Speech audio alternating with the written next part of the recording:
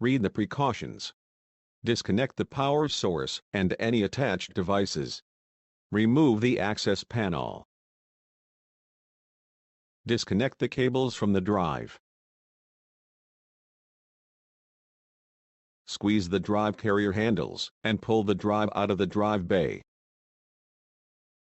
Flex the drive carrier on one side until the aligning pins clear the drive screw holes, and then separate the drive and drive carrier.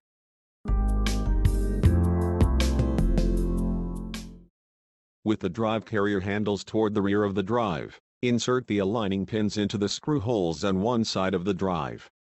Flex the drive carrier and insert the aligning pins into the screw holes on the other side of the drive. Slide the drive into the bay until it locks in place. Connect the cables to the drive.